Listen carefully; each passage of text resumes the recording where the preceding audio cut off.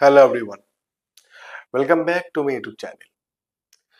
প্রিপোজিশনের আজকের যে আলোচ্য বিষয় সেটা হলো কিছু কমন প্রিপোজিশনসের তুলনামূলকভাবে আমরা আলোচনা করব। ঠিক আছে?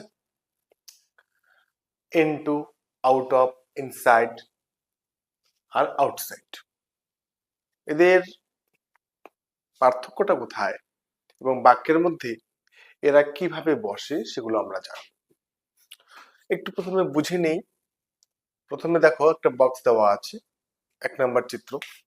ঠিক আছে? এটা 1 নাম্বার, এটা হচ্ছে কি 2 নাম্বার। ইনটু এই শব্দটা আমরা কখন ব্যবহার করি? কম বেশি আমরা অনেকেই জানি, কিন্তু আজকে আরেকটু জানব। যখন কোনো ঘটনা ঘটতে ঘটতে কোনো কিছুর বা কোনো স্থানের ভেতরে প্রবেশ করে, ঠিক আছে, তখন আমরা ইনটুর ব্যবহার করে থাকি। আবার এক্ষেত্রে আরেকটা জিনিস আমাকে মনে রাখতে হবে, ইনটুর পরিবর্তে কখনো কখনো আমরা ইনও ব্যবহার করি, সেটাও কিন্তু একদম ঠিক। আর আর যখন কোনো ঘটনা ঘটতে ঘটতে কোনো স্থান থেকে বাইরে চলে আসে, সেক্ষেত্রে আমরা কিন্তু আউট অফ কথাটাকে ব্যবহার করি। এখানে বিষয়টা পরিষ্কার হয়ে গেল। আমাকে জানতে হবে কোনো ঘটনা বাইরে ঘটছে, এটা আস্তে আস্তে ঘটতে ঘটতে ঘটতে ঘটতে কোনো একটা স্থানের ভেতরে প্রবেশ করলো, সেটা কোনো ঘরের ভেতর হতে পারে, কোনো মাঠের মধ্যে হতে পারে, মানে বাইরে থেকে ভেতরে এরকম কিছু বোঝাবে। এই জায়গাটা পরিষ্কার। আর কোনো ঘটনা ঘটতে ঘটতে কোনো স্থান থেকে বাইরে চলে গেল, ঠিক আছে, সেক্ষেত্রে কিন্তু আমাকে কি ব্যবহার করতে হবে? Out of. ওকে, চলো তারপরের 2 নম্বর চিত্রে আমরা কি বুঝি। যদি কোনো কিছু, যে কোনো কিছু, কোনো ব্যক্তি, বস্তু, স্থান, যে কোনো কিছু হতে পারে, সেটা যদি কোনো কিছুর মধ্যে বোঝায়, ঠিক আছে, কোনো স্থানের যদি মধ্যে বোঝায়, সেক্ষেত্রে আমরা কিন্তু ইনসাইড ব্যবহার করি। এটাও কিন্তু আমাকে মনে রাখতে হবে, এর সঙ্গে ইনসাইডের পরিবর্তে যদি আমরা ইন ব্যবহার করি, সেটাও কিন্তু ঠিক। দেখো ইনের ব্যবহার কত রকম ভাবে, ইনটুর জায়গাতেও আমরা ইন কখনো কখনো ব্যবহার করি, আবার ইনসাইডের জায়গাতেও কিন্তু আমরা ইন ব্যবহার করি।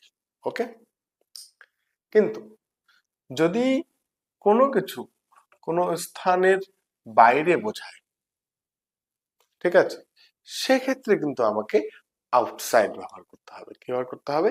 আউটসাইড।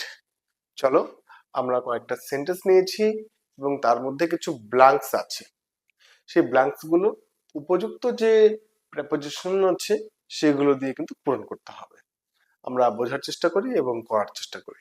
তবে এই যে into, out of, inside, outside, এগুলোর যে পার্থক্যটা কোথায় সেগুলো আমরা পরিষ্কার বুঝতে পারবো। 1 নম্বরে চলে আসো, কি বলেছে? বলেছে he went dash the classroom. সে গেল ক্লাসরুমের কি ভেতরে। নিশ্চয়ই ক্লাসরুমের বাইরে ছিল, চলে গেল ক্লাসরুমের ভেতরে। ঠিক আছে, তাহলে সেক্ষেত্রে আমরা কি ব্যবহার করবো? ইনটু, ক্লাসরুমের ভেতরে গেল। আবার যদি এর অর্থটা এমনটা হয় যে সে ক্লাসরুম থেকে বাইরে গেল, সেক্ষেত্রে কিন্তু আমরা এখানে আউট অফ কথাটাও ব্যবহার করতে পারি। ঠিক আছে, অর্থ বুঝে কিন্তু আমাকে কাজ করতে হবে। দেখো এখানে ক্লাসরুমের ভেতরে গেল মানে গতি বোঝাচ্ছে, বাইরের থেকে ভেতরে বোঝালে আমরা কি ব্যবহার করবো?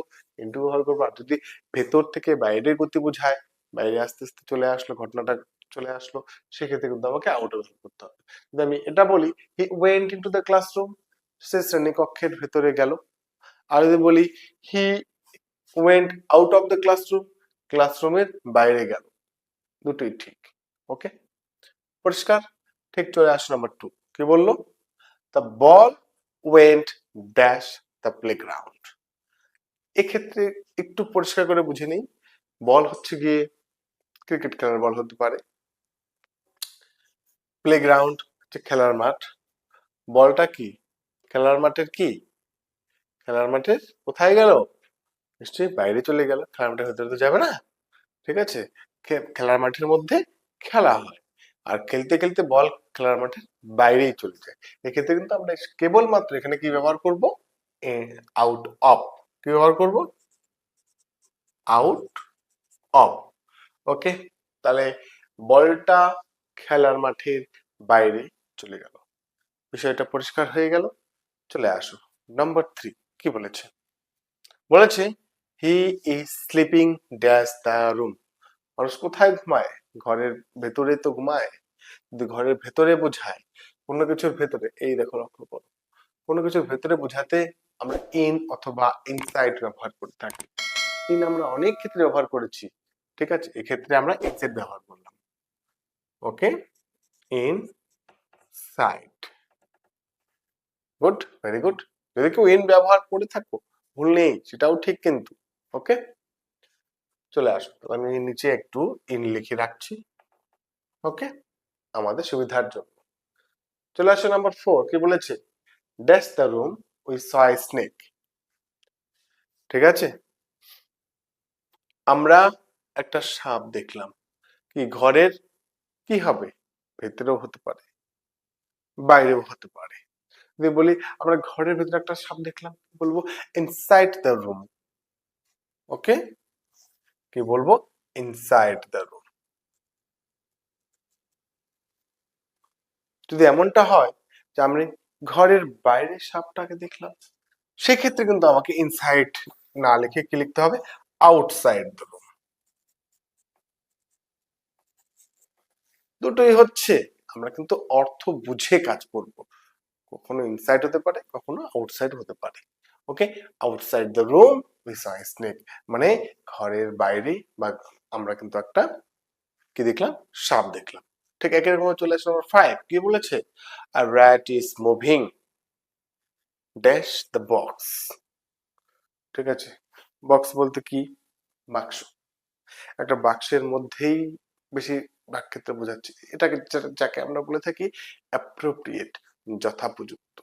ঠিক আছে, তাহলে আমরা এখানে কি করব, একটা র্যাট কি করছে, বাক্সের মধ্যে চলাফেরা করছে। তো মধ্যে বলতে কি বোঝাবে, আমরা জানি সেটা ইনসাইড।